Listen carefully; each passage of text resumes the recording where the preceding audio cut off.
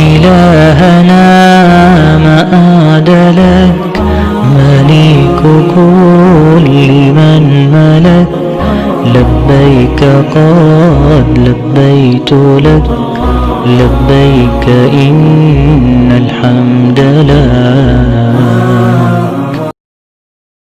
Awit wekdal ingkang sampun dukap siang, monggo sarengan pangaosan injang menika kita awiti rumiyin kanthi waosan basmalah. Bismillahirrahmanirrahim.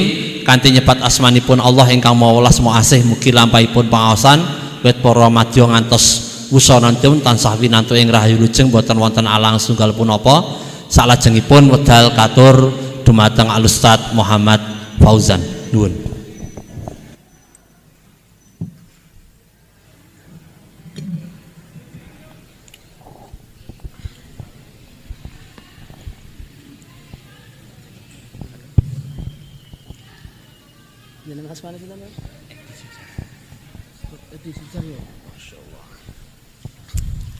Bismillahirrahmanirrahim. Assalamualaikum warahmatullahi wabarakatuh. Waalaikumsalam warahmatullahi wabarakatuh. Alhamdulillahi ala ihsanih wa syukru lahu ala taufiqihi wa amtinanih. Ashhadu an la ilaha illallah wahdahu la syarika lah ta'ziman li sya'nih wa ashhadu anna Muhammadan abduhu wa rasuluh ad-da'i ila ridwanih. Allahumma salli wa sallim ala nabiyyina Muhammad wa ala alihi wa sahbihi wa ikhwanih. Yaqulullahu azza wa jal, ya ayyuhalladzina amanu taqullaha haqqa tuqatih wa la tamutunna illa wa antum muslimun.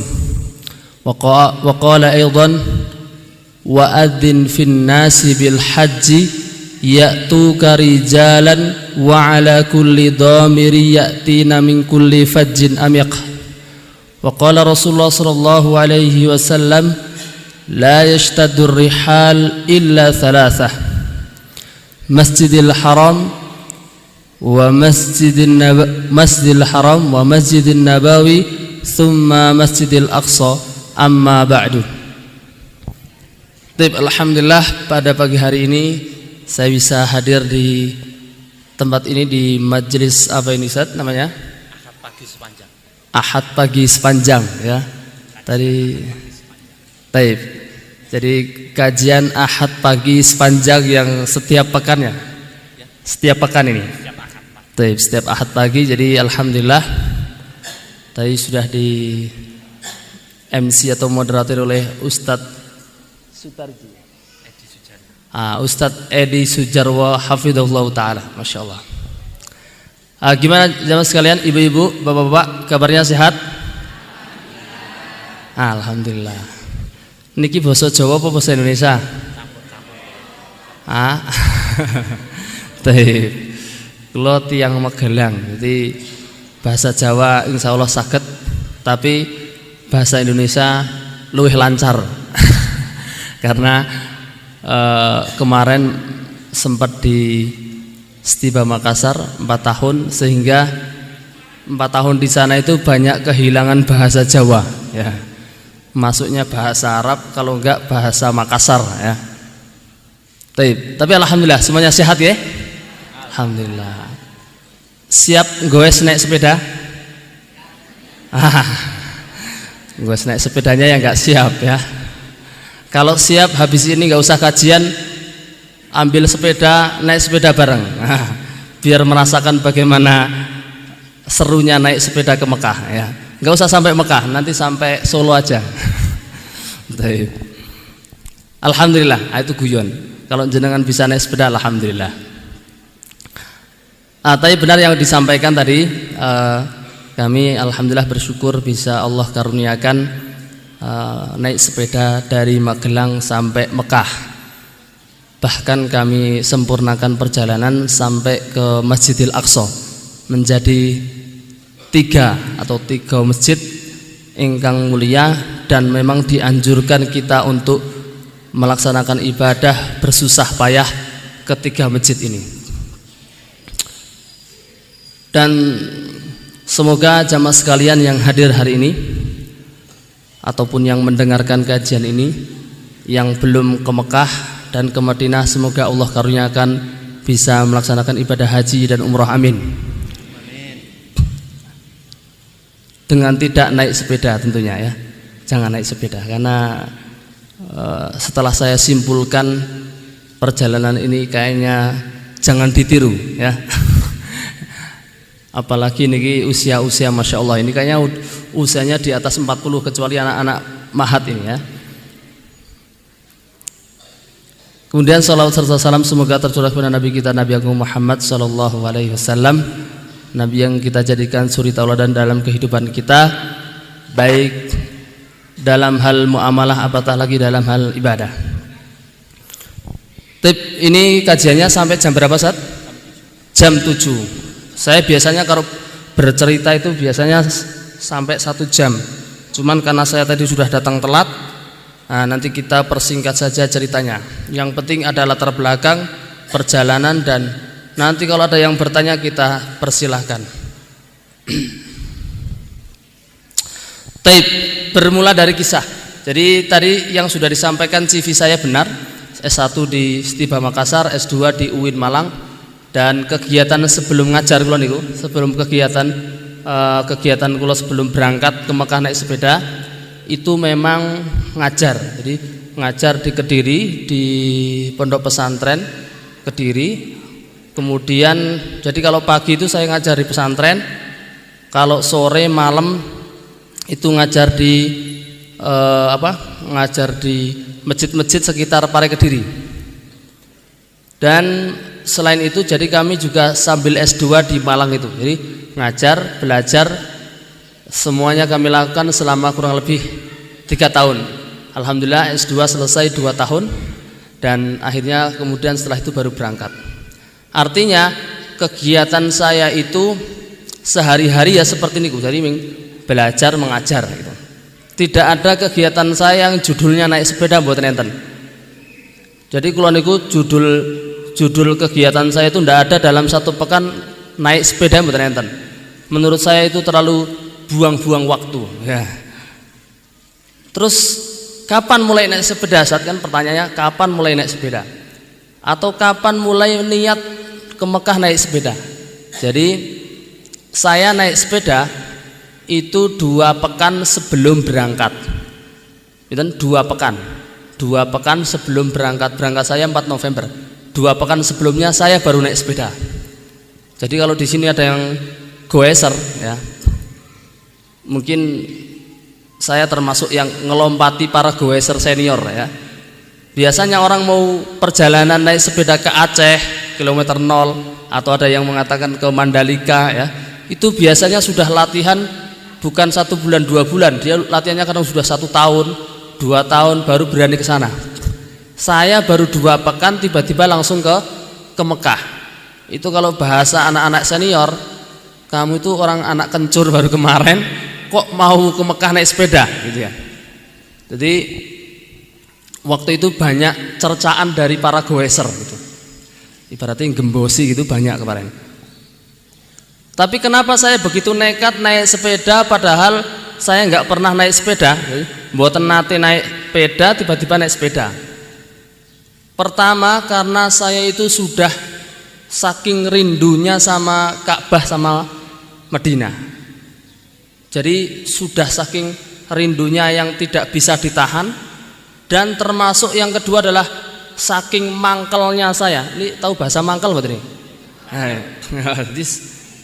Oh anyel ya sini. Saking anyelnya itu karena saya sudah usaha yang normal ternyata enggak diijabah sama Allah atau belum diijabah. Jadi biasanya rotok mangkel itu kalau orang magang benar itu. Kenapa? Karena waktu itu saya pernah mau usaha yang normal. Karena naik sepeda ke Mekah itu orang bilang enggak normal ya. Dan menurut saya juga waktu itu enggak normal juga ya. Jadi saya itu tidak menormalkan diri sendiri ya. Nah, waktu itu saya pernah usaha yang normal yaitu daftar kuliah di Saudi.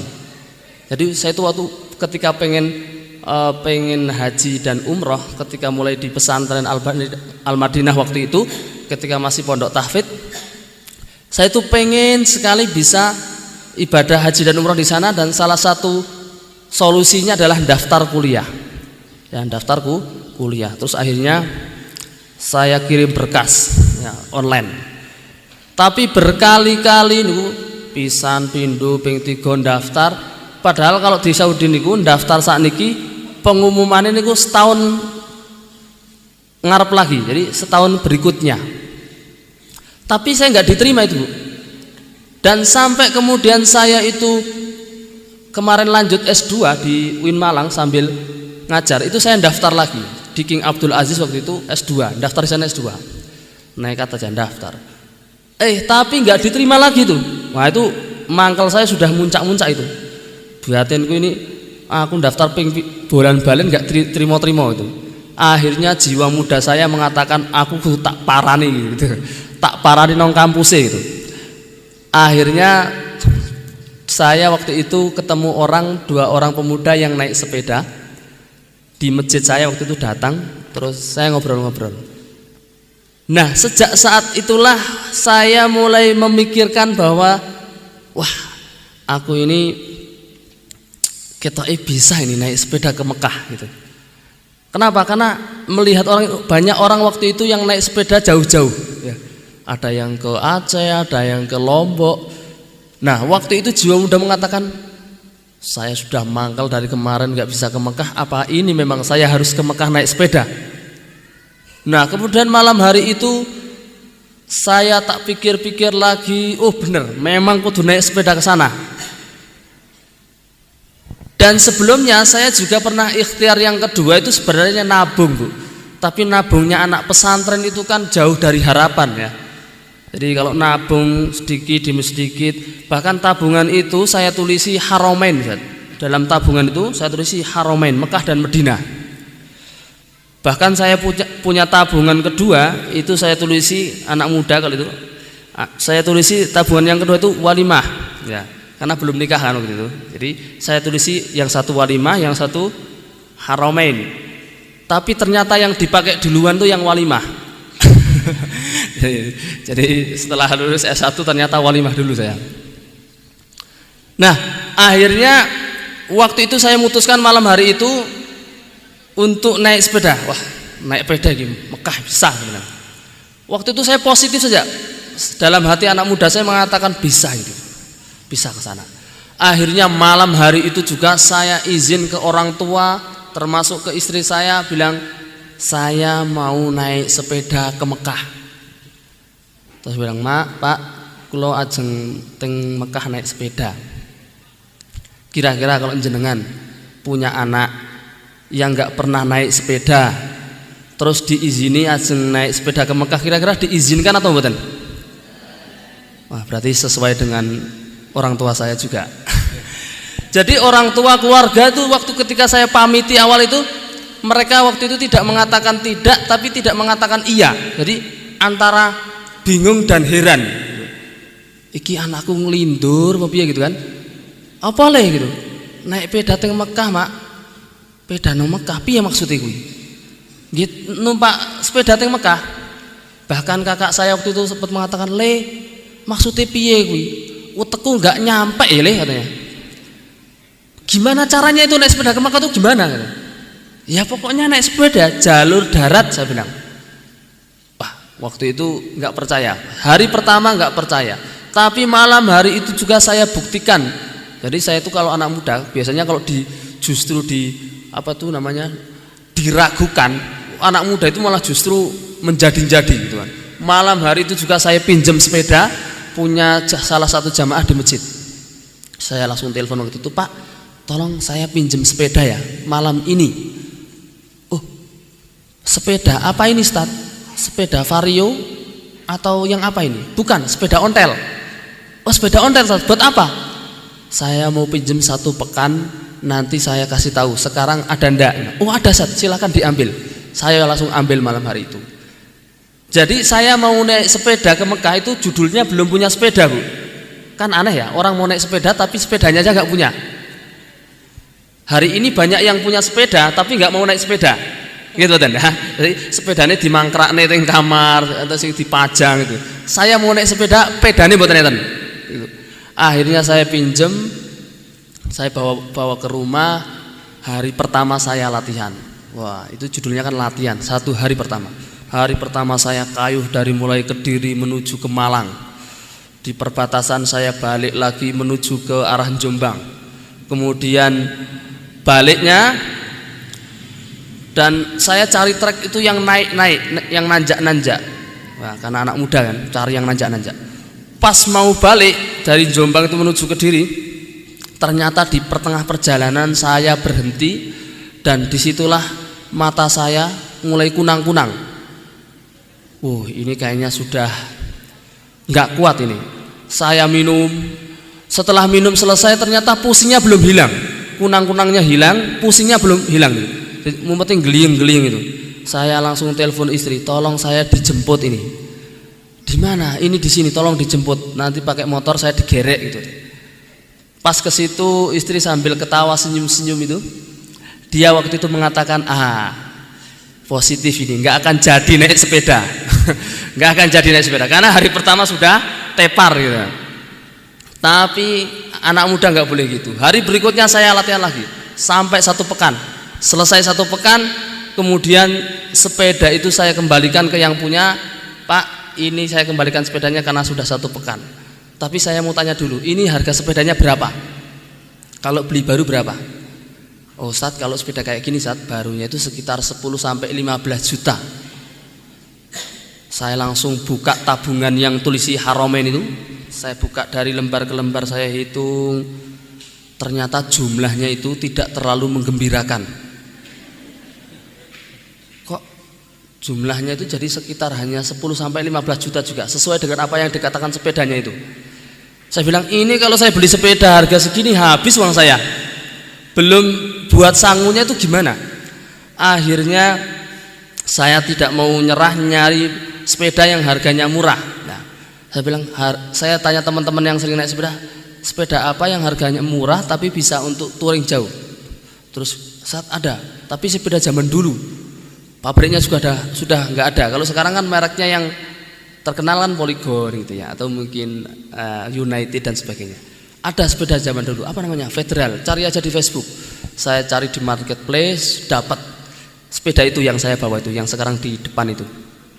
Nah, itu harganya cuman 2,5 juta. Itu pun saya dapat di Sidoarjo. Jadi saya ambil pakai motor, saya bawa pulang, terus sampai di rumah. Disitulah istri mulai khawatir. Ketika sampai di rumah, dia, loh, kok udah beli sepeda? Emang jadi mau naik sepeda ke Mekah katanya? Ya jadi, ya ini sepedanya. Wah, dia tambah khawatir hari itu. Mulai khawatir, hari berikutnya saya latihan lagi. Satu pekan, bahkan nggak sampai 1 pekan. Ketika sudah 5 hari sudah latihan pakai sepeda itu, akhirnya saya putuskan untuk pamit dari tempat dakwah saya di Kediri untuk ke Magelang. Waktu itu saya pamitannya hanya mengatakan saya mau pindah ke Magelang. Tapi karena saya nggak bilang, boleh Ustaz pindah ke Magelang tapi jangan buru-buru, nanti 2022 lah awal katanya. Saya bilang saya nggak mau, saya harus pulang ke Magelang bulan ini. Loh, kenapa Ustaz buru-buru? Saya mau ke Mekah. Emang sudah diterima beasiswanya di sana? Belum. Nah terus saya mau ke kampus langsung. Pakai apa Ustaz? Pesawat? Enggak. Pakai sepeda. Akhirnya ketahuan. Saya mau ke Magelang untuk start ke Mekah naik sepeda. Akhirnya hari itu ibu-ibu banyak berkumpul, jamaah-jamaah yang pernah saya ajar itu berkumpul untuk datangi istri saya. Disitulah istri saya mulai digembosi sama ibu-ibu. Dia bilang, Mbak Dian, Ustaz Fauzan katanya mau ke Mekah naik sepeda ya? Iya Bu, ini udah katanya udah latihan 2 pekan. Mbak Dian, jangan dikasih izin. Itu nanti kalau Ustaz Fauzan ke sana belum tentu pulang itu nanti. Oh, intinya dikasih gembos itu. Oh, saat banyak jamaah gitu, tapi saya bilang, oh jadi ini makarnya ibu-ibu begini. Setelah itu tapi malam hari saya kuatkan lagi istri, alhamdulillah mau ndak mau istri itu merelakan saya.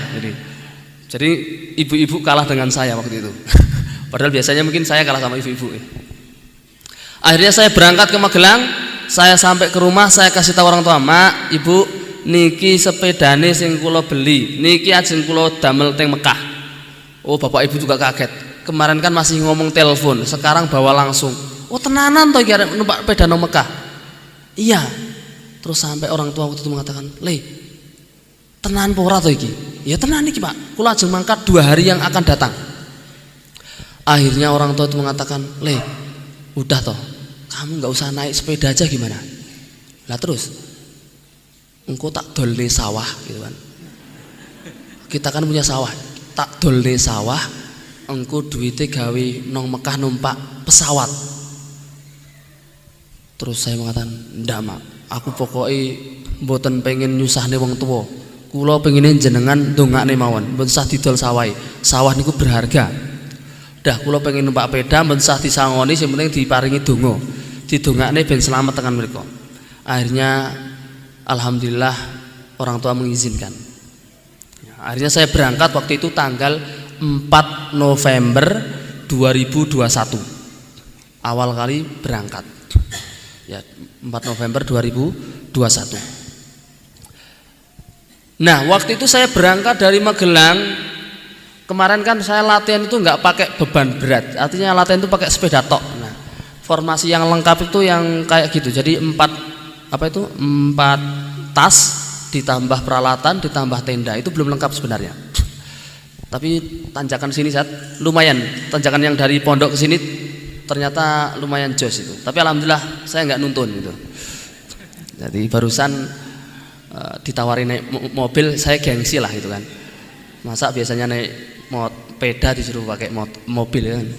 Dan kemarin saya kalau ngisi kajian diundang daerah Magelang sama kajian-kajian seperti ini, itu dari Secang sampai Muntilan, kadang sampai beberapa sekitar Magelang itu yang jaraknya masih 30 sampai 40 kilo. Saya mengatakan, "Saat mau dipetuk atau gimana?" "Enggak, kalau cuma 30 kilo saya mau naik sepeda." Jadi ngisi kajian itu dari habis maghrib, saya berangkatnya habis asar, naik sepeda, hujan-hujanan. Saya sampai tempat itu jamaah udah bilang, "Masya Allah Ustadz, kok yo naik sepeda?" gitu katanya. Ya kalau cuma Magelang sih ya saya naik sepeda masih bisa. Tapi kalau sini dari Magelang naik mobil ya. Karena nanti kalau saya naik sepeda dari Secang ke sini nggak jadi kajian. Jadinya judulnya malah naik sepeda nanti. Sampai sini telat ya. Jadi pertimbangkan juga waktunya. Nah, jadi hari pertama saya naik sepeda dari Magelang sampai Semarang. Dan itu waktu itu diikuti sama 2 goeser yang masih meragukan talenta saya. "Tenanan tuh ini mau ke Mekah naik sepeda?" "Iya." Terus dia bilang, "Om, emang sudah berapa lama naik sepeda?" Saya katakan, "Saya naik sepeda baru 2 pekan." Itu yang ngantar itu mengatakan, "Saya udah bertahun-tahun naik sepeda, belum kepikiran mau ke Mekah, ini 2 pekan mau ke Mekah." Katanya, "Om, nanti kalau rujinya patah atau banyak kempes, bisa benahi?" Saya jawab aja jujur, "Sekarang saya belum bisa." Oh, dia tambah pusing itu, gimana ini orang mau touring ke Mekah benahi sepeda aja belum bisa, ban bocor itu nggak bisa cara benahinya. Dia pusing itu. Ya udah, akhirnya saya diikuti sampai Ambarawa. Mungkin mau dibarengi gitu, 2 orang yang ikuti sampai Ambarawa. Akhirnya dia balik karena saya masih aman-aman aja sampai di Semarang. Sampai di Semarang hari itulah hari pertama dari Magelang sampai Semarang dengan beban waktu itu sekitar 40 kilo. Jadi sepeda itu saya sekitar 20 kilo, beban itu sekitar 20 kilo lebih, jadi 40 kilo. Padahal saya biasanya latihan nggak pernah pakai beban. Jadi hari pertama, hari yang lumayan jauh dan berat, saya tidur malam hari itu, hari pertama di tempatnya orang. Ketika saya bangun pagi, itu saya lihat kasur saya, tempat saya tidur itu, ternyata kasurnya itu udah morak-marik, Bu. Udah morak-marik. Saya bilang, "Kok kasurnya morak-marik ya?" Baru saya bayangkan, oh berarti semalam itu tidurnya itu saya muter-muter, Bu. Muter-muter itu. Jadi ternyata badan saya itu lagi sakit-sakitnya itu. Karena hari pertama. Bantalnya di mana, gulingnya di mana, selimutnya di mana gitu kan. Oh, hari pertama pokoknya badan saya rusak itu. Apalagi naik sepeda saya masih terbilang latihan. Ya. Akhirnya yang punya rumah itu mengatakan, "Om, ini beneran atau mau naik sepeda ke Mekah?" "Oh ya beneran. Nanti kalau sepeda rusak bisa?" "Ya belum bisa." "Terus gimana nanti?" "Ya kalau bisa tolong diajari." Terus dia bilang, "Om, latihan benahi sepeda itu nggak cukup sehari," gitu. "Saya kalau 1 hari itu bingung mau ngajari yang mana gitu." Terus akhirnya saya bilang, "Ya udah kalau kita nggak usah diajari, saya tak lanjut."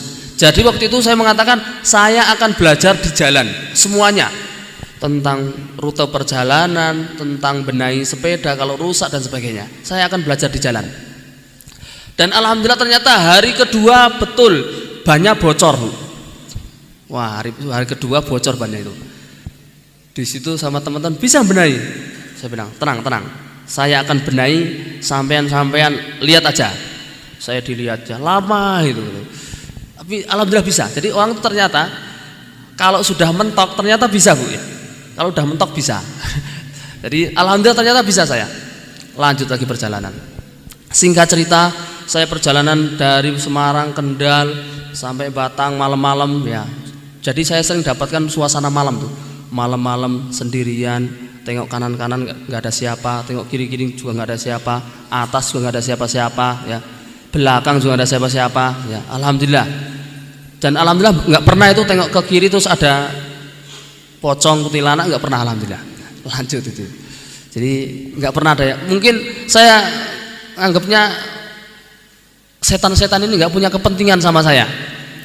Arek diwedeni apa cah santri ya diwedeni gitu kan, nggak jadi dia. Sampai Jakarta. Singkat cerita sampai Jakarta, bahkan saya di Jakarta itu sempat disuruh balik sama salah satu ustadz. Oh, saya didalili waktu itu. Ustadz, mumpung masih di Jakarta ini, Ustadz, mendingan antum balik ke Magelang. Loh, kenapa, Ustadz? Antum tuh zolim katanya. Kok zolim ya, apalagi ini? Antum tuh zolim sama diri antum, zolim sama keluarga antum katanya. Wah, saya kena siraman rohani waktu itu. Tapi namanya ustadz didalili kan nggak mau nyerah ya. Saya tampilkan ustadz saya juga. Akhirnya saya bilang, maaf Ustadz, kenapa saya dizolim? Kenapa dikatakan zolim? Karena antum nggak pernah naik peda, mboten pernah nanti naik peda, terus meninggalkan keluarga. Apalagi waktu itu istri saya masih punya anak kecil waktu itu. Terus intinya balik. Terus saya mengatakan, Ustadz maaf ini, antum nggak bisa menghukumi sesuai dengan apa yang antum katakan. Gitu. Loh, kenapa Ustadz? Antum mengatakan saya zolim itu kan karena antum jadi tiang niku memposisikan dirinya sebagai saya, gitu kan. Nggak bisa, Ustadz. Kalau antum yang pergi seperti saya dengan keluarga kondisi seperti keluarganya sampean, nggak bisa, dan itu memang zolim. Tapi kalau saya enggak, jadi yang tahu keluarga saya itu ya saya, yang tahu karakter istri saya itu ya saya, bukan antum. Kalau antum menyamakan posisi antum sama saya, beda. Istri saya sudah mengizinkan, keluarga saya sudah mengizinkan. Kalau sampean yang pergi, Ustadz, kayaknya memang zolim. Tapi kalau saya nggak zolim. Akhirnya Ustadz itu diam, nggak bisa berkata-kata. Selesai urusan, lanjut perjalanan. Ya, jadi banyak waktu itu yang orang mengatakan saya itu dilarang dari banyak sisi. Ada ustadz-ustadz yang melarang, katakan zolim, terlalu berlebihan. Ada orang-orang goeser mengatakan nekat karena nggak pernah naik sepeda. Ya, banyak. Tapi jiwa muda saya nggak mau dipatahkan. Ya, lanjut saya perjalanan, masuk ke akhirnya dari Jakarta ke Banten. Nah, singkat cerita dari Banten nyebrang ke dari Merak ke Bakahuni, dari Bakahuni lanjut lagi perjalanan malam. Pokoknya saya dapat malam siang itu nyepeda terus. Karena target saya waktu itu 8 bulan, Zat. 8 bulan itu harus sudah sampai Mekah. Karena kalau lebih dari 8 bulan berarti saya nyampe di Mekah di luar bulan haji. Dan bulan haji itu nggak boleh ditawar-tawar ya. Lebih 1 hari saja nggak sah hajinya kan gitu. Saya 8 bulan harus sudah sampai di Mekah. Kalau lanjut perjalanan dari Bakahuni, waktu itu tanjakan Masya Allah. Dan kalau tanjakan tinggi waktu itu saya kan belum terbiasa. Kalau sekarang sudah mulai pro lah. Kalau tanjakan nggak takut saya. Dulu kalau tanjakan saya nggak kuat, saya berhenti dulu, kemudian tak kayuh lagi. Karena saya nggak mau kalau tanjakan itu saya dorong. Kenapa? Kalau didorong itu sepeda lebih berat. 40 kilo dorong itu berat sekali. Jadi lebih baik dikayuh. Jadi saya kayuh terus. Bahasanya sampai waktu itu saya lihat pegang-pegang betis saya itu, kok betis saya mulai berotot gitu kan, mulai mentul-mentul gitu ya, mulai gede-gede itu. Ternyata karena nggak pernah naik sepeda. Tapi saya nggak mau peduli, lanjut perjalanan. Bahkan pernah sakit juga pernah ya, karena kehujanan terus menerus ya. Pagi kehujanan, malam kehujanan, pagi lagi kehujanan. Badan dengan kekuatan ternyata semangatnya beda.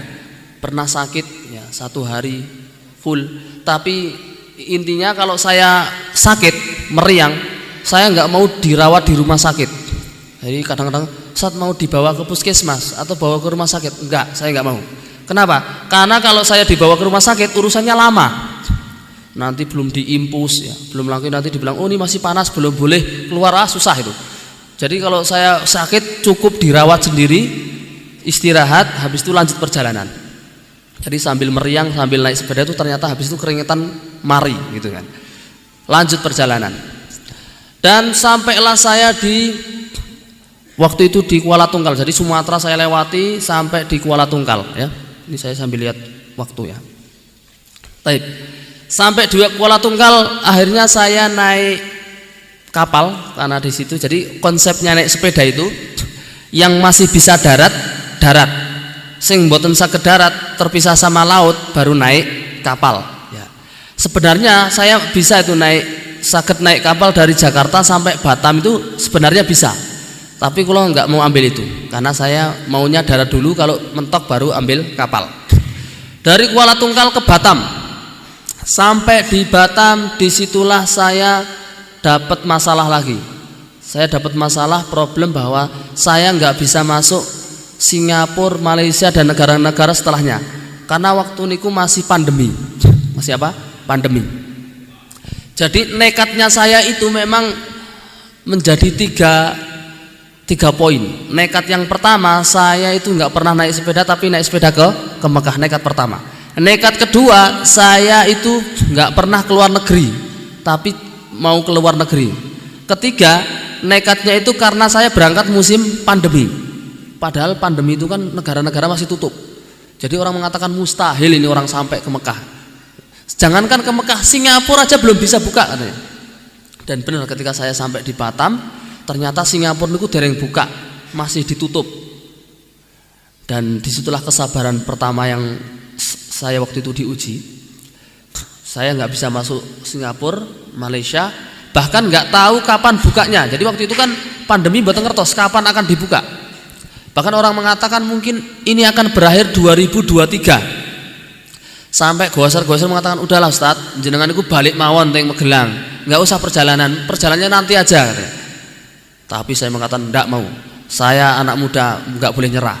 Saya nggak akan pulang sebelum saya sampai Mekah. Saya bilang gitu. Orang itu ya silahkan tunggu saja sampai kapan gitu kan.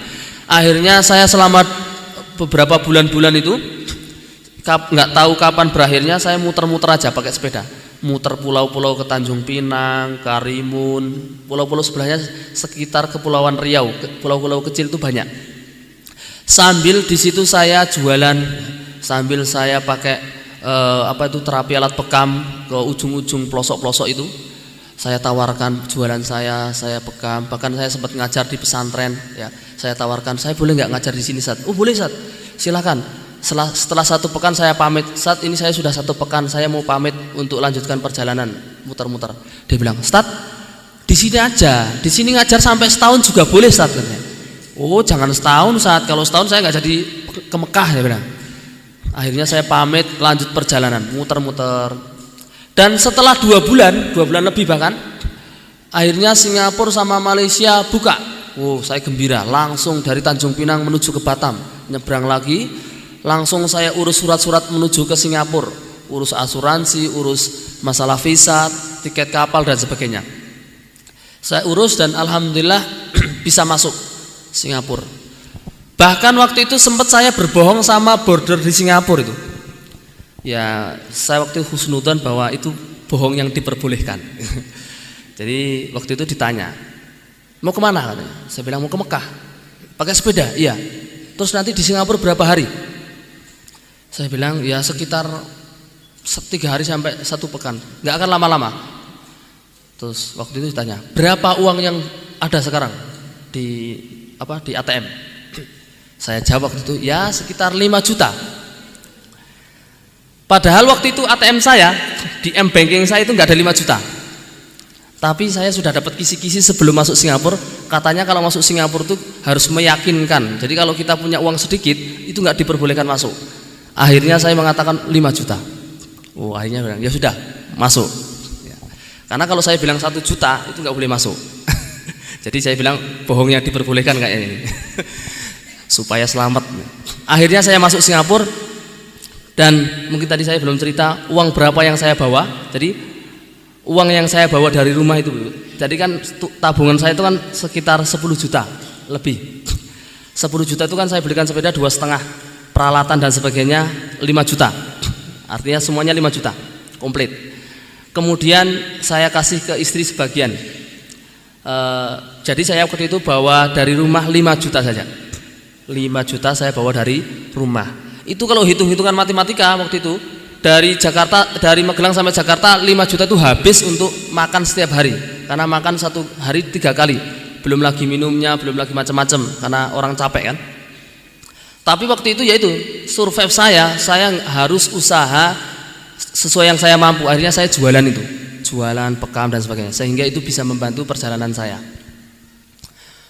Akhirnya masuklah saya Singapura lanjut, karena saya ketika masuk Singapura itu kan sambil khawatir, saya sudah telat berapa 2 bulan lebih. Harusnya estimasi niku, harusnya saya 2 bulan itu sudah sampai India, tapi saya baru masuk mana? Singapura. Dan bulan haji waktu itu sudah tinggal sekitar 3 bulan ya, karena sudah mau masuk puasa kan, Ramadan, Syawal, Dzulqa'dah ya, tinggal 3 bulan. Saya lanjut akhirnya, tapi waktu itu sambil khawatir, ya Allah sampai enggak ya saya ini. Kalau saya sampai di Mekah di luar bulan haji, berarti saya hanya bisa umroh gitu kan. Padahal saya itu pengen haji, karena belum pernah haji dan belum pernah ke Mekah. Akhirnya pokoknya tiap hari saya yang penting kayuh, malam, siang, sore saya kayuh terus, kecuali kalau istirahat, sholat dan sebagainya, kayuh terus. Sambil malam-malam itu masuk Singapura, masuk Malaysia, ya sendirian malam-malam. Akhirnya saya itu banyak berdoa di situ. Sambil kadang murojaah, berzikir, saya berdoa, ya Allah, kalau hitungan manusia saya itu nggak akan nyampe di bulan haji, masih banyak. Karena sehari itu saya cuma bisa naik sepeda 100 sampai 200 km. Padahal itu masih ribuan kilometer, masih banyak negara. Akhirnya saya waktu itu intinya berdoa, ya Allah, tolong kalau engkau ridho dengan perjalanan, ya Allah, tolong saya cuma minta 1 saja, saya bisa haji tahun ini. Jadi doa yang tidak pernah lupa ketika saya naik sepeda itu, Allahumma ja'alni hajjan mabruran hadhihi sanah. Ya Allah, jadikan saya haji yang mabrur tahun ini. Itu doanya udah ngotot tahun itu. Karena kalau tahun berikutnya beda lagi ya. Lanjut perjalanan sampai Malaysia, ketemu Ramadan. Ramadan saya naik sepeda juga. Bahkan saya sempat maksa kalau ketika naik sepeda Ramadan itu pagi-pagi juga. Tapi ternyata saya nggak kuat. Jadi ketika sampai dari pagi sampai menjelang zuhur saya naik sepeda, saya sudah mulai pusing. Ternyata pusing lapar, Bu. Pusing lapar dan haus dan capek ya. Akhirnya saya ganti naik sepeda. Kalau Ramadan itu saya naik sepedanya itu malam, ba'da maghrib atau ba'da isya baru naik sepeda sampai menjelang subuh ya, jadi malam-malam itu. Jadi kadang-kadang ada tiba-tiba ada orang naik motor malam-malam jam-jam 12, jam 1 itu tiba-tiba di Malaysia dihadang. Saya kiranya mau ngapain gitu kan. Ternyata cuma ditanya, ya Pak Ci mau kemana? Saya bilang ini saya mau ke Mekah naik sepeda. Terus habis itu ternyata dia mau dikasih minuman, dikasih minuman. Saya kira mau dibegal itu kan, karena malam-malam gitu. Jadi lanjut akhirnya sampai di Thailand ya, masuk Thailand. Sampai di Thailand itu saya dapat musibah lagi. Ternyata saya nggak boleh masuk Myanmar sama India. Nggak boleh masuk Myanmar karena Myanmar sama India waktu itu masih konflik ya. Hari itu juga saya gelisah lagi. Kenapa? Ya Allah, saya itu sudah telat, saya sudah ngebut kok ya Myanmar sama India nggak bisa masuk. Seandainya Myanmar sama India itu bisa masuk, saya pun kayaknya nggak bisa sampai Mekah di bulan haji. Kok ini tambah nggak bisa masuk? Saya sudah datang ke dubes Myanmar sama India yang dari Thailand, saya coba ngurus, ternyata mah nggak bisa. Akhirnya 1 pekan saya di situ tafakur ya, sambil memikirkan, ya Allah gimana nih ya Allah. tolong saya bisa haji tahun ini. Akhirnya setelah saya nyari negara-negara itu, ternyata Abu Dhabi bisa masuk. Dari loncat berapa tuh? Tiga negara. Akhirnya saya sampaikan ke dubes, Pak, saya mau ke Abu Dhabi ini, karena ternyata Myanmar, India nggak bisa. Oh ya silahkan Mas Fauzan, nggak apa-apa katanya. Yang penting sampai Saudi, kan tujuannya mau haji. Ya, alhamdulillah dapat. Tapi problem kedua adalah sepeda nggak bisa masuk ke pesawat. Jadi sepedanya nggak bisa masuk karena sepeda itu kan size-nya terlalu besar, ukurannya terlalu besar. Nah disitulah saya gelisah lagi, ya Allah gimana ini sepeda kok nggak bisa ikut itu kan. Padahal di sepeda itu di depan itu sudah saya tulisi Magelang to Mekah rindu Ka'bah. Jadi saya bilang, ya Allah tolong kalau saya sampai Mekah sepeda ini juga ikut ya Allah sampai Mekah.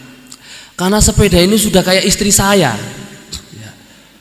Bahkan kalau saya tidur sama tidur di tenda itu, saya kan kalau tidur kan nggak dapat rumah, nggak dapat masjid, di alas-alas dekat-dekat pantai atau mungkin dekat hutan itu, saya tidur pakai tenda. Sepeda saya masukkan di tenda, saya tidur sama sepeda, saya tepuk-tepuk, saya peluk-peluk itu sepeda.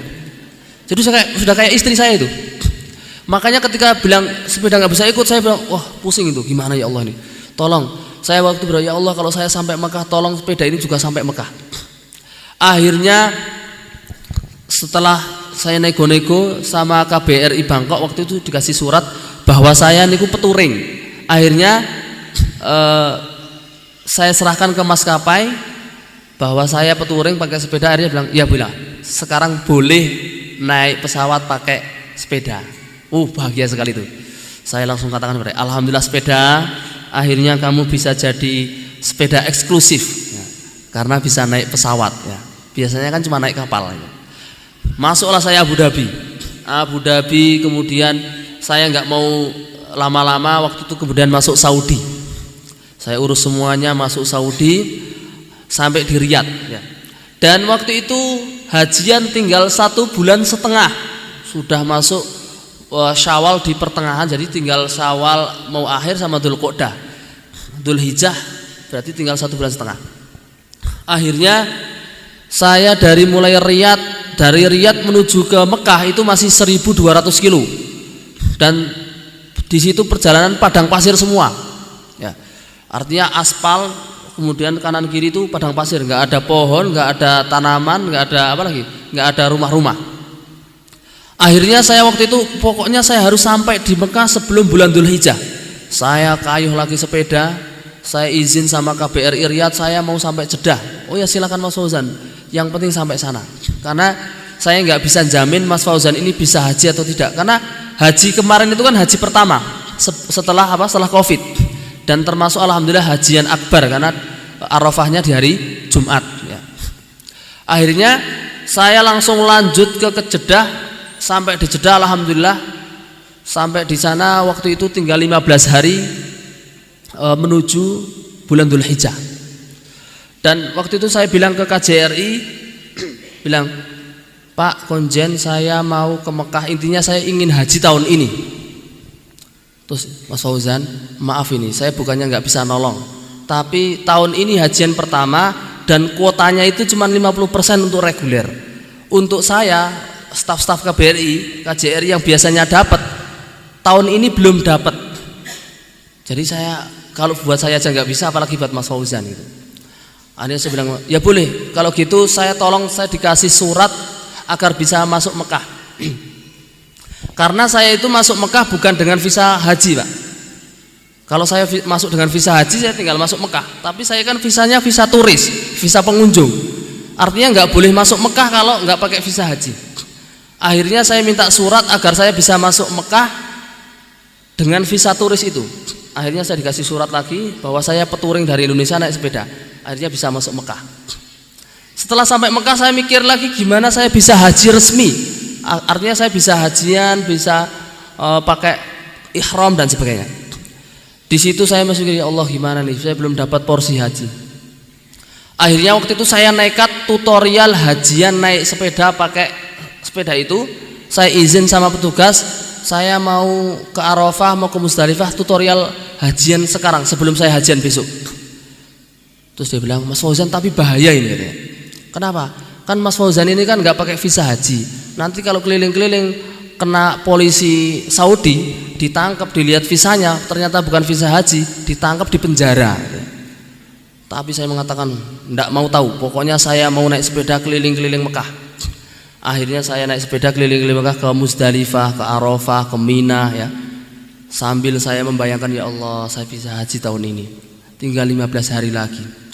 Keliling-keliling gitu kan. Sampai di Arafah saya mengatakan, ya Allah, kalau saya bisa wukuf sekarang, saya masuk tenda itu sekarang, saya mau wukuf.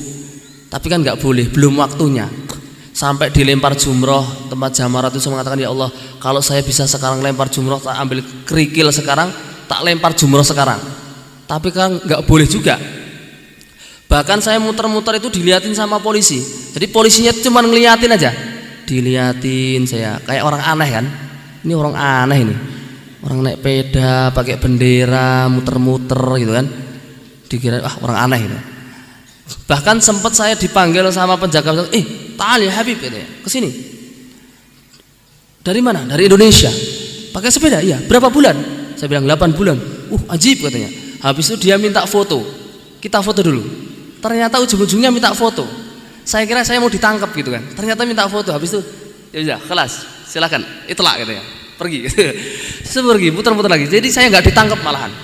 Jadi alhamdulillah saya bisa tutorial haji pakai sepeda waktu itu meskipun belum haji. Tapi kan saya belum dapat porsi haji, saya masih bingung lagi. Ya Allah, gimana ini? Akhirnya H-1 saya masih belum dapat.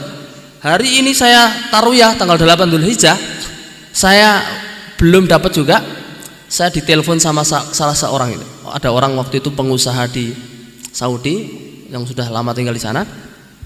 Ditelepon, Mas Fauzan sudah dapat haji? Belum. Terus gimana? Ya nggak tahu. Pokoknya besok mau berangkat. Mau kalau memang nggak bisa ya saya mau pakai sepeda ke sana ke Arafah. Karena haji itu tutorialnya pertama harus ke Arafah dulu. Akhirnya dia bilang, Mas Fauzan kesini sekarang ke hotel ini, nanti Mas Fauzan diuruskan tasrihnya namanya. Tasrih itu berarti izin haji untuk orang-orang yang mukim di Mekah. Saya diuruskan tasrihnya, nanti Mas Fauzan dapat etikat, dapat gelang, dapat nanti kita start bareng-bareng dari hotel, naik bis bareng-bareng. Akhirnya saya mengatakan, alhamdulillah, kalau begitu saya ke sana. Saya langsung ke sana, diuruskan, dan hari itu ternyata beres. Ba'da zuhur saya berangkat 8 Dzulhijjah bisa ikut tarwiyah. Ya, alhamdulillah. Jadi alhamdulillah saya bisa haji dengan resmi dan dengan jamaah-jamaah orang mukim di Mekah waktu itu. Bahkan sempat ketemu sama orang-orang yang haji furoda, haji-haji yang khusus itu, yang bayarnya 300-400 juta itu. Saya ketemu sama mereka. Ada yang satu tenda, ada yang beda. Bahkan saya ketemu sama dubes, sama yang kemarin yang mengatakan belum tentu saya bisa haji, ternyata saya ketemu di situ. Pas dia keliling-keliling terus lihat saya, Mas Fauzan bisa haji? Alhamdulillah. Terus saya bilang, Pak Konjen juga bisa haji? Ya iyalah, kan Pak Konjen bisa nego-nego. Akhirnya bisa. Dan setelah hajian, alhamdulillah waktu itu saya bersyukur sekali bisa hajian sesuai target. Jadi 7 bulan lebih, sekitar 2 pekan, jadi sekitar 8 bulan waktu itu. Sampai di situ apakah selesai? Ini sudah jam 7. Saya tambah 5 menit masih bisa? Masih sanggup? Boleh. Atau 10 menit? Wah, luar biasa. Baik. Karena perjalanannya ini ternyata setelah hajian saya merasa bersyukur, dan saya masih ingat satu hadis, la yasdurihal ila tsalatsa, tidak ada perjalanan yang tidak boleh perjalanan yang membahayakan kecuali 3 masjid, Masjidil Haram di Mekah, Masjid Nabawi di Madinah, dan Masjidil Aqsa di Palestina. Akhirnya setelah hajian saya lanjutkan perjalanan menuju, ya Allah tolong sempurnakan perjalanan ini sampai ke Masjidil Aqsa.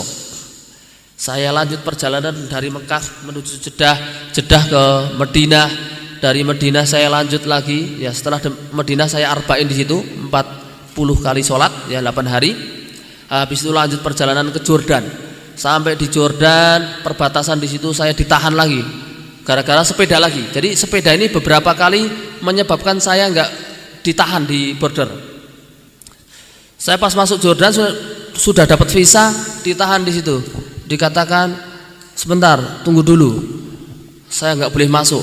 Lama itu sampai tertidur nunggu visa nih, ngantuk ya Allah ini. Kok nama saya kok nggak dipanggil gitu kan? Akhirnya saya bilang, kenapa saya nggak dipanggil? Kenapa? Kan saya sudah ada visa, tinggal dicap kemudian masuk. Dia bilang, sebentar, saya teleponkan polisi. Oh, polisi? Emang saya ada masalah apa gitu kan? Akhirnya saya pojokkan, saya bilang, kapan nih saya dipanggil? Kenapa nggak dipanggil? Terus dia bilang, ya Habib, lau anta ta'rif ba'da hada sakhra jami. Gitu. Ini setelah apa? Setelah bawabah ini, semuanya padang pasir ini. Nanti kalau kamu mati di tengah jalan gimana itu? Di tengah padang pasir nanti kamu mati gimana? Yang tanggung jawab siapa katanya? Terus saya bilang, ya Habib, lau anta ta'rif ana min Indonesia ila Mekah bihadi darajah. Saya sudah dari mana? Dari Indonesia sampai Mekah itu pakai sepeda. Masa kamu khawatirkan saya? Saya pokoknya mau masuk sekarang. Karena waktu itu saya sudah jalan malam sampai situ pagi-pagi. Kalau saya ditunda nanti saya sampai di situ siang-siang gitu. Akhirnya dia mengatakan, hada rajul junun katanya. Ini orang gila katanya. Akhirnya bilang, sama staf-stafnya itu dikatakan, hada rajul junun, khalas maut katanya. Ini orang biar mati biar sudah, dia mau mati juga biarkan aja. Ben mati mati katanya. Akhirnya saya dicap masuk. Saya lanjutkan perjalanan. Saya nggak mau tahu tuh perjalanan kayu. Akhirnya sampai di Jordan. Dan memang benar dari mulai border itu sampai kota aman, kota selanjutnya itu jauh 100 kilo lebih. Sampai di sana alhamdulillah disambut sama KBRI. Terus ditanya, Mas Fauzan ini rencananya sampai Jordan atau mana? Enggak Pak, saya mau ke Palestina. Ke Palestina katanya? Iya, saya Mas Fauzan, staf KBRI belum pernah ke sana katanya. Jordan sama Palestina itu dekat, tapi orang-orang Jordan mau ke Palestina juga susah. Jadi tiang Jordan itu mau ke Palestina susah, karena visanya visa Israel. Tapi saya mengatakan, ya semoga saya bisa, saya daftar. Nunggu 40 hari. Nunggu visa Israel itu 40 hari. Saya tunggu. Akhirnya selama 40 hari itu saya keliling-keliling, termasuk ke Gua Ashabul Kahfi, ke pohon sahabi, pohon nabi ya. Terus ada beberapa makam-makam para nabi di Jordan, kemudian ke museum-museum Romawi yang dulu. 40 hari itu saya keliling-keliling, termasuk ke Laut Mati ya. Laut Mati sempat renang ngambang itu di Laut Mati, Masya Allah ya. Jadi Laut Mati itu salah satu laut yang kalau kita nyemplung di situ nggak bisa tenggelam, ngambang itu. Dan rasanya itu pahit sekali karena saking asinnya pahit ya. Di ujung dari Jordan. Saya keliling-keliling selama 40 hari itu. Akhirnya visa alhamdulillah di-apply. Saya bisa masuk, diterima saya visanya. Akhirnya saya lanjutkan perjalanan, saya pamit menuju ke Palestina. Sampai di border Israel, saya ditahan lagi gara-gara apa? Sepeda lagi. Dia mengatakan, darajah mamnu katanya. Ini sepeda dilarang masuk. Oh, saya mengatakan, gimana nih? Saya pandang wajahnya yang itu, yang mengatakan dilarang itu. Terus akhirnya dia mandang saya, lihat sepeda saya banyak benderanya gitu kan. Jadi ada checkpoint 1, checkpoint 2, checkpoint 3. Di checkpoint pertama dia mengatakan nggak boleh. Akhirnya dia lihat-lihat, mungkin kasihan gitu kan. Oh, kasihan ini sudah dari jauh katanya. Ini sudah dari jauh dari Indonesia katanya. Akhirnya yang petugas satu mengatakan, udahlah kasihan, biarlah dia masuk katanya. Yang satu mengatakan nggak boleh ini. Yang satu mengatakan, sudahlah nggak apa-apa kasihan. Akhirnya saya masuk satu. Checkpoint kedua, di situ saya ditahan lagi. Kenapa ini sepeda bisa masuk? Harusnya nggak boleh. Balik lagi saya. Karena dua-duanya nggak sepakat nggak boleh katanya. Balik lagi. Sampai balik lagi saya mengatakan lagi kok di sini. Artinya udahlah nggak apa-apa masuk lagi. Sampai di checkpoint kedua, saya tadi di checkpoint pertama boleh, masa checkpoint kedua nggak boleh. Terus akhirnya dia mengatakan, wah gimana nih? Akhirnya dua petugas ini yang satu mengatakan boleh lagi, yang satu mengatakan nggak boleh. Bertengkar mereka. Gini. Terus akhirnya kan mereka malu itu, bertengkar di hadapan saya itu kan malu. Akhirnya udahlah ngalah, masuk lagi. Checkpoint ketiga juga gitu. Yang satu bilang boleh, yang satunya nggak boleh. Akhirnya mau tidak mau yang satu mengizinkan, masuk lagi. Akhirnya saya bisa masuk di Palestina, sampailah saya di Aqsa. Naik sepeda lagi sampai dari border naik sepeda lagi, kemudian sampailah saya di Palestina, di Aqsa, dan bisa sholat di Masjidil Aqsa. Bahkan saya bisa sholat Jumat, ketemu sama Syekh Yusuf, salah satu imam besar di Masjidil Aqsa, ya. Kemudian bertemu dengan beliau, dikasih nasihat dan sebagainya. Dan beliau sangat gembira waktu itu karena saya bisa sampai sana dan alhamdulillah. Nah, setelah sampai Masjidil Aqsa, sehingga sempurnalah perjalanan 3 masjid. Masjidil Haram, Masjid Nabawi sampai Masjidil Aqsa. Sampai situ cukup langsung ke Indonesia enggak? Saya balik lagi ke Mekah dan ke Madinah. Jadi saya dari Aqsa, Palestina balik ke Jordan, Jordan balik lagi ke Madinah, Madinah balik lagi ke Mekah. Balik lagi. Kenapa saya mau balik? Pertama, saya mau balas dendam sama universitas yang dulu nolak saya. Dulu kan saya daftar ditolak-tolak itu. Saya mau balas dendam ke sana, mau datang pakai sepeda. Sampai di Madinah benar, saya langsung masuk ke Jamiah Universitas Islam Madinah, masuk ke situ pakai sepeda. Sambil saya mengatakan, ini saya balas dendam. Dulu kamu nggak terima saya, sekarang saya kesini naik sepeda, muter-muter, saya keliling-keliling itu Jamiah yang luas itu, keliling-keliling gitu kan. Saya sambil masya Allah, oh begini universitas yang dulu saya pengen daftar ke sini. Bahkan di situ saya sempat jadi bahasanya itu santri abal-abal, jadi mahasiswa abal-abal. Saya masuk ke kelas, saya bilang ke mahasiswa itu, bilang, boleh nggak saya masuk kelas? Dia bilang, ya coba aja, nanti kalau nggak ketahuan nggak apa-apa. Gitu. Masuk di kelas, saya masuk di kelas, di absen, di kasful itu dipanggil namanya nih. Nama saya kan nggak dipanggil ya. Ini hadir, Yosi Putra Pertama hadir. Nah, saya duduknya agak belakang. Ini saya nggak dipanggil kan, saya nggak ngacu nggak apa itu. Tapi dosennya cuma liatin aja. Habis itu mungkin dia ini murid saya atau enggak gitu kan. Tapi ternyata habis itu dilanjut. Ternyata saya nggak ditanya. Lanjutkan kelas. Jadi saya itu waktu itu mengatakan, oh begini rasanya jadi mahasiswa di Saudi gitu kan. Jadi saya dapatkan fasilitas itu. Saya bahkan nginep di kamar beberapa hari itu, nginep di kamarnya mahasiswa. Oh pokoknya saya nikmati semua fasilitas. Ya. Bahkan saya ikut ngantri ngantri catering yang katanya harganya murah itu, saya ikut ngantri sama mahasiswa. Oh ngantri, saya rasakan semua itu. Saya datang ke Kosim yang pernah saya daftar gitu, saya datangi semua itu. Saya sambil mengatakan balas dendam saya, karena dulu nggak diterima di sini, sekarang saya kesini pakai sepeda. Bahkan teman-teman mahasiswa itu mengatakan, antum beruntung Ustadz, kenapa? Antum kesini bahkan bisa sampai ke Masjidil Aqsa Palestina. Kita yang mahasiswa sini yang sudah lama di Saudi belum pernah ke sana katanya. Saya bilang ya itu fadilah Allah yang diberikan kepada saya. Gitu kan. Dan akhirnya saya kemudian jadi petugas pembimbing umroh waktu itu. Jadi sisa dari perjalanan itu saya gunakan untuk jadi pembimbing umroh. Karena targetnya saya bisa dapat uang yang bisa saya gunakan untuk pulang ke Indonesia dengan naik pesawat.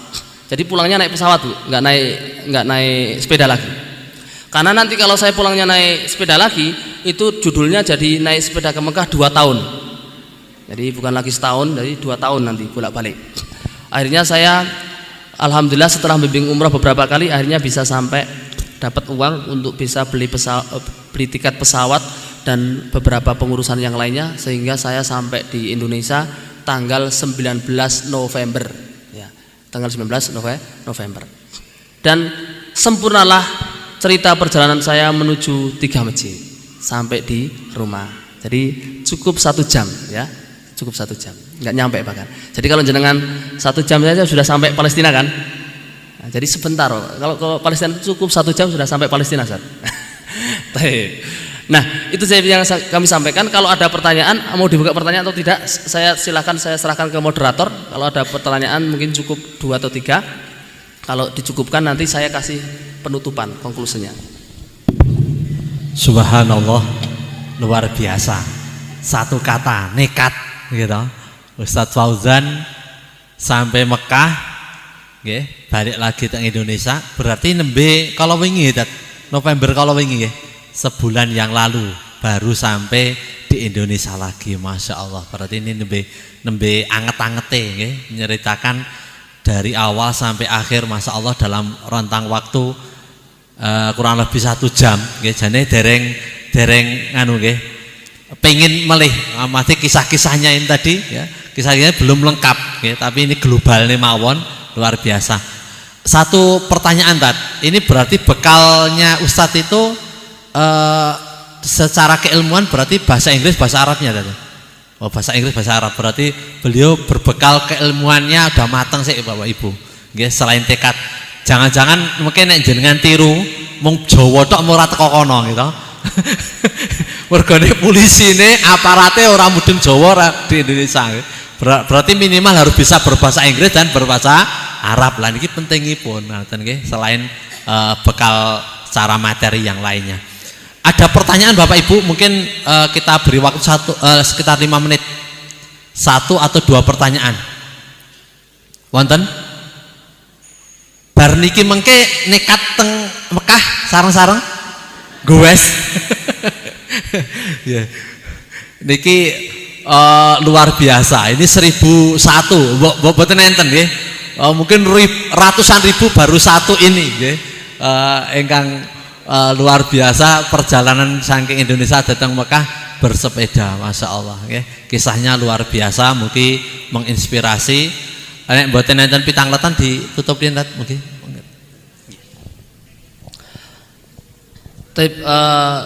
Jadi dari kisah tadi ada beberapa faedah yang bisa kami simpulkan ya. Jadi saya tidak menganjurkan untuk kemudian dari kisah itu silahkan siapkan sepeda ke Mekah ya, enggak. Karena sekali lagi tadi tidak semua orang bisa melakukan perjalanan itu, dan saya bersyukur Allah berikan bahwa saya termasuk salah satu di antara jenengan yang bisa naik sepeda ke Mekah.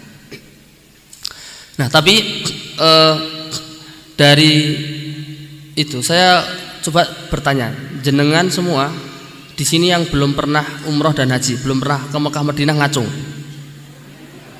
Oh banyak ya, alhamdulillah. Mau umroh dan haji atau enggak? Mau atau mau banget? Oh, nah, jadi tapi jangan naik sepeda. Atau mau naik sepeda? Itu.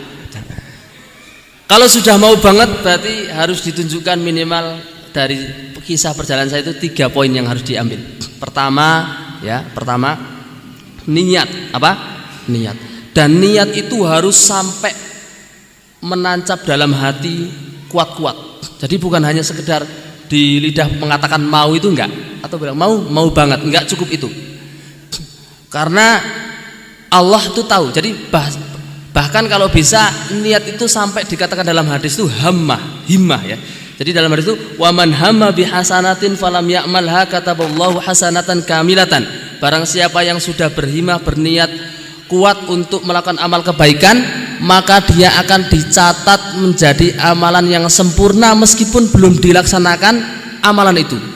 Jadi kalau jenengan punya niat yang kuat, itu meskipun nanti jenengan meninggal dalam keadaan belum umroh dan haji, insya Allah sudah tercatat sebagai orang yang melaksanakan ibadah haji dan umroh. Itu sampai begitu. Itu ada syaratnya itu. Syaratnya apa? Sampai dalam hati itu menjadi obsesi, terngiang-ngiang. Bahkan kalau dia apa yang aktivitas dia lakukan, salah satu tujuan terbesarnya adalah pergi ke Baitullah. Karena itu rukun Islam, Pak. Rukun apa? Rukun Islam. Artinya Islam kita tidak akan sempurna kalau kita tidak melaksanakan ibadah haji ataupun umroh. Memang kalau tidak bisa haji, hari ini para ulama mengatakan minimal umroh. Karena haji memang nunggu berapa tadi? 20 tahun, bahkan sampai 30 tahun. Minimal umroh, karena umroh nggak pakai ngantri. Kan gitu. Dan umroh yang makbul, insya Allah kalau dia meninggal dalam keadaan itu sudah terhitung haji. Ya. Nah, pertama niat yang kuat itu sampai terngiang-ngiang. Bahkan kalau dia punya doa itu, ya doanya tidak lepas dari itu, ya, untuk bisa sampai ke sana. Itu pertama niat yang kuat. Jadi terngiang-ngiang dalam. Jadi kegiatannya kalau dia kerja, ya Allah ini nanti uangnya pokoknya saya sisipkan sebagian untuk tabungan menuju ke Baitullah. Itu niat sampai terngiang-ngiang. Itu pertama syaratnya apa nih? Niat yang kuat. Yang kedua adalah doa yang istiqomah. Apa? Doa yang istiqomah. Ini kalau mau dicatat yang ini. Yang tadi kan susah nyatetnya. Jadi pertama apa? Niat yang kuat. Yang kedua adalah doa yang istiqomah. Apa doa istiqomah? Doa istiqomah itu artinya kita berhari-hari, bahkan mungkin kalau bisa setahun, doanya itu tidak lepas dari Allahumma rzuqna ziyaratal haramain, atau ya Allah tolong karuniakan kepada saya untuk bisa haji dan umroh. Ya Allah tolong umur saya sudah 50 tahun, saya sudah umur sekian, tolong sebelum saya mengakhiri hayat hidup ini, tolong karuniakan saya bisa haji dan umroh. Itu doa yang selalu diucapkan. Kalau pakai basa Jawa silakan pakai basa, ya Allah nyuwun Gusti Allah kula dipun paringi saged nindakaken haji kali umroh ya Allah. Sakderenge kula pecah ya Allah, sakderenge kula wafat ya Allah, tolong paringi. Nah itu kita doa itu istiqomah. Kalau bisa mungkin setahun doa seperti itu istiqomah. Bahkan termasuk rahasia saya memang sebelum saya berangkat itu, ketika saya di pesantren bahkan sambil nabung itu doanya iya itu, Allahumma rzuqna ziyaratal haramin, ya Allah karuniakan saya bisa berkunjung ke tempat tanah sucimu Mekah dan Madinah. Ternyata Allah kasih bonus sampai 3 ya. Doa istiqomah. Bahkan dalam hadis itu disebutkan, dalam hadis itu Allah itu zat yang paling malu kalau ada seorang hamba enten tiang datang kepada Allah dongo kali Gusti Allah berhari-hari bahkan berbulan-bulan sampai setahun dongo kali Gusti Allah dongane podo mawon niku. Allah niku malu isin nek mboten ngabulne. Jadi Allah itu termasuk zat ingkang paling isin nek mboten ngabulne doane hambane sampai berkali-kali dia berdoa. Jadi jenengan itu harusnya memang bikin Allah itu sampai malu kalau tidak mengabulkan doa. Siap nih doa. Nah, kalau jenengan siap itu sudah dapat tiketnya insya Allah nanti ya. Ketiga ya. Ketiga adalah ikhtiar yang pasti. Ikhtiar apa yang pasti? Jadi atau usaha yang pasti. Jadi apa itu maksudnya? Kalau tadi saya pernah nabung, saya tulisi haramain, itu bisa ditiru jenengan. Mungkin jenengan tulisi umroh atau haji. Jadi jangan padang mengatakan tapi tabungannya kula niku atau penghasilannya kula niku satu bulan cuman 500.000, cuman 400.000, damel mangan mawon sampun mengap-mengap ya, orang bilang gitu ya. Nah, jangan bilang itu. Jadi setiap apa yang kita dapatkan entah 5.000, entah itu 10.000, masukkan dalam tabungan itu, niatkan memang untuk umroh dan jangan diambil-ambil. Ya, saya nggak pernah ngambil-ngambil tuh tabungan saya, tapi ternyata memang usahanya seperti itu. Tapi jenengan jangan isin, jangan minder cuman karena uangnya penghasilnya dikit, tabungannya dikit. Allah itu maha tahu. Kalau kita sudah ikhtiar 3 itu, niat yang kuat, doa istiqomah, nabung, Allah yang akan sempurnakan. Ya, pertanyaannya jenengan kira-kira sudah lakukan 3 itu atau belum? Sudah atau belum? Sudah, insya Allah segera berangkat. Kalau belum baru 1, perlu ditambah 2 ya. Perlu ditambah 2, doa istiqomah dan nabung yang konkret. Jadi Allah yang nanti yang sempurnakan, dan itu sudah banyak buktinya. Jadi saya itu cuma 1 dari 1000 kisah yang bisa sampai Mekah dengan modal yang minim ya. Ada orang yang cuman betul jualan gorengan, ada yang cuman jualan jamu, penghasilannya nggak seberapa, nabung dikit, ternyata tiba-tiba ada rezeki yang mboten disangka-sangka. Tiba-tiba enten dilalah hari itu, tiba-tiba enten banyak pesanan, atau dilalah kok angsal undian ya, angsal undian dari pengajian atau apa dapat undian. Atau tiba-tiba ada orang sing kenal kalian jenengan, cedak kalian jenengan ngertos nek jenengan ajeng umroh digenepi. Jenengan angsal tabungan pinten? Sementen. Oh, niki tak genepi. Oh, itu Allah yang maha tahu, Allah yang maha bisa. Mungkin enggak? Mungkin sekali. Jenengan punya tabungan 3 juta atau 5 juta, ternyata yang genapi Allah. Bisa enggak? Bisa, sangat bisa. Jadi tinggal kita mau atau enggak. Tinggal kita mau atau tidak. Dan seandainya pun ini ibaratnya paling mentok nih, seandainya jenengan sudah melakukan 3 itu dan jenengan ternyata belum bisa melakukan ibadah umroh karena mungkin sudah tutup usia, insya Allah jenengan selamat dari pertanyaan rukun Islam itu ya, pertanyaan selamat. Karena kadang-kadang tuh saya khawatir kalau ada orang Islam yang nggak pernah punya himmah, punya niat yang kuat untuk kesana, nanti pertanyaannya sampai niki wis niat haji atau umroh atau dereng, dengan udah, tapi ternyata belum ada usaha, nanti jenengan diberatkan dengan pertanyaan itu. Ampun ngantos. Jadi minimal sudah berusaha, nanti akhirnya Allah mengatakan, oh ya, orang ini sudah pernah berusaha, sudah pernah nabung, ternyata nggak keturutan, kamu sudah saya tulis sebagai orang yang haji dan umroh. Alhamdulillah, bisa seperti itu Nggih, minimal 3. Jadi itu saja yang bisa kami sampaikan, dan sebenarnya banyak keajaiban-keajaiban yang saya dapatkan selama perjalanan ya. Dari mulai jualan yang saya jual produknya 50.000, tiba-tiba ada orang beli dengan 100.000, ada orang minta bekam cuman sebentar, mintanya dia ngasih justru lebih dari apa yang saya dapatkan ya. Dan semuanya alhamdulillah cukup sampai Palestina untuk ngurus visa dan sebagainya. Padahal kalau ini mau dibocorkan berapa total biaya yang dikeluarkan itu sekitar 80 juta. Padahal uangnya saya bawa berapa? 5 juta. Kok bisa dapat 75 juta dari mana? Ya Allah yang Maha tahu. Dari usaha-usaha itulah. Ada orang yang tadi ngasih lebih, ada yang simpatisan dan sebagainya, artinya bisa cukup, alhamdulillah. Dan bahkan artinya sampai rumah itu bahkan saya bawa uang lebih. Dan yang lebih heran lagi saya, istri itu saya tinggalkan. Waktu itu istri sempat mengatakan, nah nanti kalau saya nggak dikasih per bulan gimana? Saya ada motor. Kalau saya nggak ngirim per bulan, tolong motor itu dijual untuk kehidupan.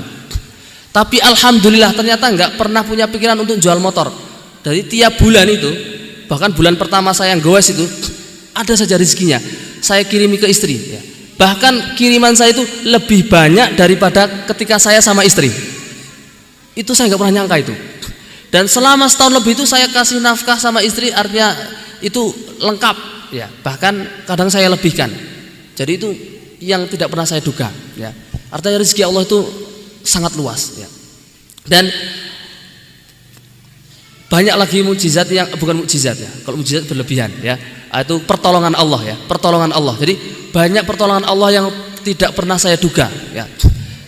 Contohnya sepeda itu, jenengan percaya atau tidak percaya? Ya, sepeda itu bocor cuma 1 kali. 1 kali dari Magelang sampai Mekah, bahkan sampai Palestina, balik lagi sampai Mekah, itu bocornya sekali. Ban belum pernah ganti. Sejak saya ganti yang baru belum pernah ganti. Padahal orang-orang goeser itu sempat tanya mengatakan berapa kali bocor? 1 kali. Orang kan heran ini. Kok bisa katanya? Padahal orang biasanya ke Aceh saja itu bocornya udah berkali-kali. Ini ke Mekah sampai Palestina bocornya cuma sekali aja. Ban itu yang sekarang saya pakai masih ban yang sama yang menginjakkan atau napak di Mekah, Madinah sampai Palestina ya ban itu. Dan itu menurut saya bukan karena kualitas ban, tapi karena Allah menolong perjalanan saya. Allah nggak ingin ngerepoti saya. Ya. Kalau saya seandainya bocor ganti ban di tengah padang pasir itu susah. Apalagi saya bukan tipe yang mahir dalam membenahi sepeda. Jadi sekali lagi jemaah sekalian, kalau kita punya obsesi cita-cita ke sana, walladzina jahadu fina lanahdiyanahum subulana. Kalau kita bersungguh-sungguh, Allah akan bukakan jalan yang banyak. Insyaallah. Terakhir saya berdoa kepada Allah Subhanahu wa taala, ya Allah ya Rahman Rahim, Allahumma shalli ala Muhammad wa ala ali Muhammad. Allahumma rzuqna ziyaratal haramain. Allahumma rzuqna ziyaratal haramain. Allahumma ij'alna hajjan mabruran. Allahumma ij'alna umratan maqbulatan. Ya Allah ya Rahman ya Rahim, jadikanlah kami orang-orang yang Engkau karuniakan untuk bisa melaksanakan haji dan umrah ya Allah. Ya Allah ya Rahman ya Rahim, Engkau yang maha kaya, Engkau yang maha memiliki rizki, Engkau yang maha memiliki kemampuan atas segalanya ini ya Allah. Ya Allah, karuniakan kepada kami untuk bisa melaksanakan ibadah haji dan umrah sebelum kami wafat, sebelum kami mengakhiri kehidupan di dunia ini ya Allah. Ya Allah, jadikan anak-anak dan keturunan kami adalah orang-orang yang Engkau karuniakan untuk bisa melaksanakan ibadah haji dan umrah. Ya Allah ya Rahman ya Rahim, Rabbana zalamna anfusana wa illam taghfir lana wa tarhamna lanakunanna minal khasirin.